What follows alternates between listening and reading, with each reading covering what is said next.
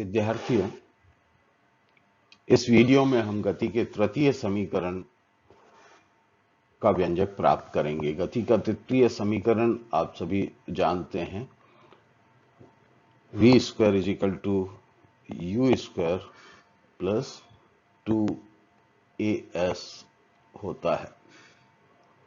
हम उसी ग्राफ का उपयोग करेंगे जिसका हमने समीकरण 1 और 2 के लिए किया था, और हम उन्हीं वैल्यूज का भी उपयोग करेंगे जो हमने समीकरण 1 और 2 को के लिए किया था। तो यहाँ पर हम प्रारंभिक वेग इसका u ले लेते हैं, जो कि पहले भी हमने लिया था। अंतिम वेग v ले लेते हैं। प्रारंभिक समय t1 बराबर 0 ले लेते हैं और अंतिम समय t2 बराबर t ले लेते हैं। ये जनरली एक सामान्य सी प्रक्रिया है। यहाँ पर आपको, जैसे कि पिछले वीडियो में आपने किया था, कि समलंब चतुर्भुज जो था उसको दो भागों में आपने बांट के, ये एक त्रिभुज है और ये एक आयत है, इस तरह से दोनों भागों में बांटकर और पूरे क्षेत्रफल का आपने योग ज्ञात कर लिया था। उससे आपको विस्थापन प्राप्त हो गया था। यहाँ पर हम विस्थापन प्राप्त करने के लिए फिर से इस पूरे एरिया को जो है उसका क्षेत्रफल ज्ञात करेंगे, और इसके लिए हम थोड़ा सा इसको डार्क कर दें ताकि आपको ये पूरा एरिया अच्छे से दिखाई देने लगे। ये जो एरिया है, क्योंकि इसमें एक त्रिभुज है और एक चतुर्भुज है। सामान्यतः बुक्स में इस तरह से इन चीजों को समझाया नहीं जाता है, लेकिन आपको मैं, ये देखिए त्रिभुज है, और अगर इस त्रिभुज में इस आयत को भी जोड़ दिया जाए तो ये पूरा का पूरा जो क्षेत्रफल है वो एक आकृति है जिसको हम कहते हैं समलंब चतुर्भुज। तो बजाय हम दो हिस्सों में तोड़ने के इसको एक ही हिस्से में कर देते हैं। तो यहां हमारे पास समलंब चतुर्भुज आ गया।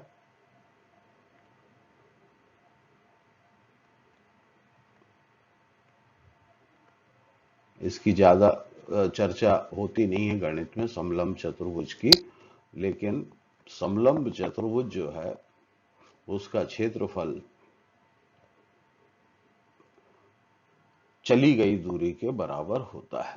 अब हम देखें कि समलंब चतुर्भुज का क्षेत्रफल जो है वो काहे के बराबर होता है। तो वो मैं आपको, एक उसका सीधा सूत्र है 1/2 समानांतर या समांतर भुजाओं की लंबाई का योग,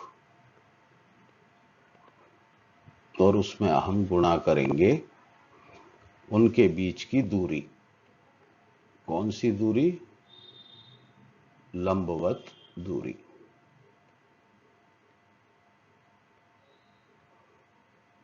तो ये समलंब चतुर्भुज आप यहां देख पा रहे हैं, जो शेडेड एरिया है, इसमें समानांतर भुजाएं हैं। एक तो है AO और एक है BC। तो अगर हम इनको ड्रा करके दिखाऊं मैं, तो ये देखिए AO काय के बराबर है, इसको देख लें 1/2। AO जो है 0 से लेकर, और यहां पर U है, तो 0 से U बोले तो इसको हम लंबाई को U कह सकते हैं। फिर दूसरी जो भुजा है वो ये है BC। BC को अगर हम y अक्ष पे पकड़ें तो ये V यहां पर आपको दिखाई दे रहा है, 0 से लेके V की दूरी, तो ये हो जाएगी V। तो ये पहला पार्ट हो गया, भुजाओं की लंबाई का योग। अब दूसरा, इन दोनों के बीच की लंबवत दूरी। इसको अगर आप देखें तो लंबवत दूरी इन दोनों के बीच की आपको AD दिखाई दे रही है। ये यहां पर ये वाली जो दूरी है, ये इनके बीच की लंबवत दूरी। ध्यान रखिए, लंबवत दूरी यानी जो सबसे कम दूरी होती है। और अगर नीचे आप देखें जाके तो ये OC के बराबर है। और OC आप देख पा रहे हैं कि ये OC T2 माइनस T1 है, यानी इसको हम कह सकते हैं T माइनस 0। इसको और आगे सॉल्व करें तो ये आ जाएगा V plus U into T। तो ये हमारा S के लिए प्राथमिक समीकरण आ गया, जिसे हम नाम दे सकते हैं A। अब यहां पर थोड़ा सा हमें एडजस्टमेंट करना पड़ेगा।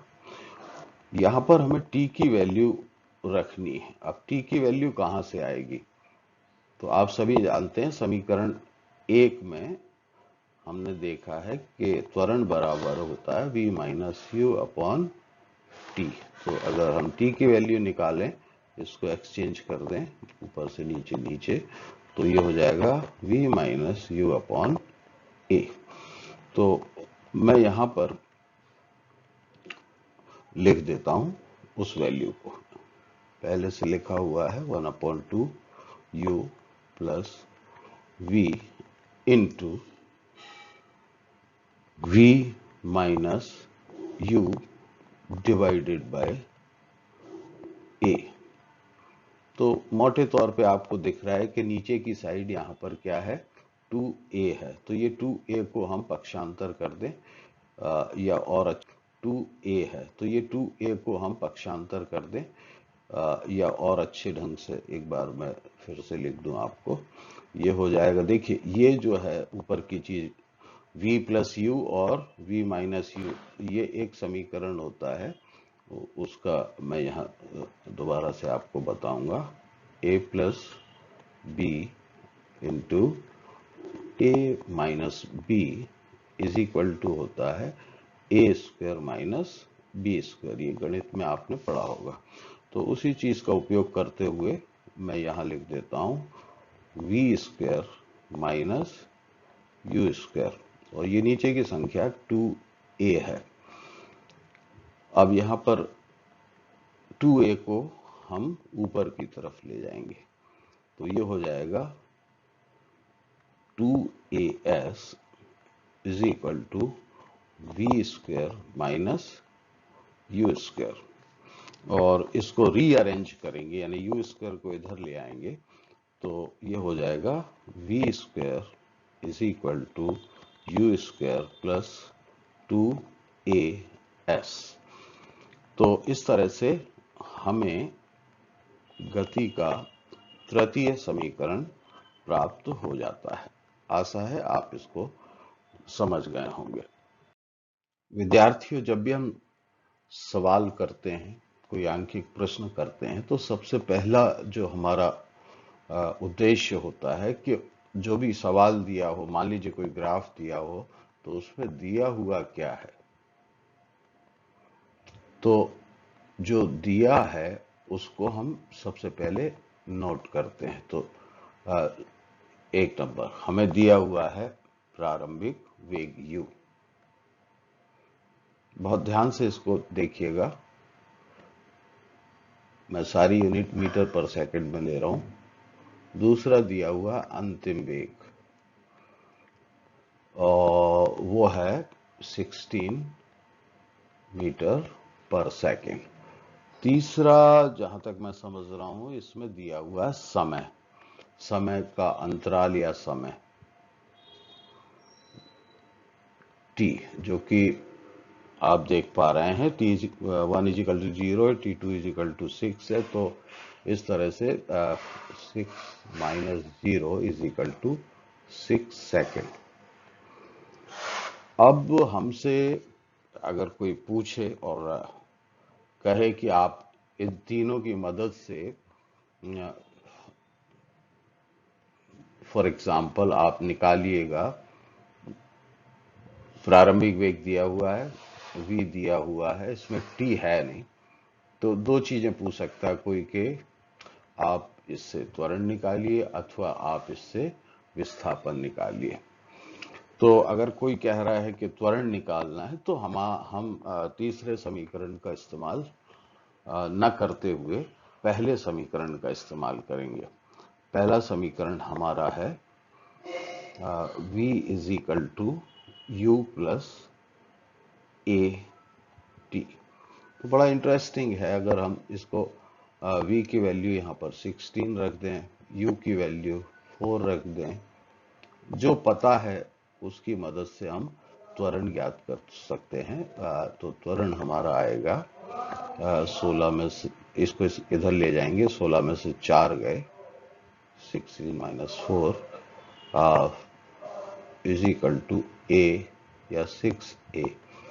तो ये हो जाएगा 12 इज इक्वल टू 6a, या a इक्वल्स 12 डिवाइडेड बाय 6। तो हमें त्वरण मिल जाएगा जो कि 2 मीटर पर सेकेंड स्क्वायर होगा।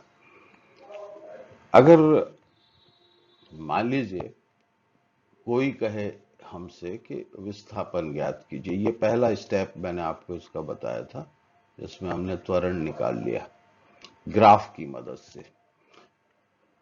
तो अगर हमें त्वरण पता है तो फिर हम विस्थापन भी निकाल सकते हैं।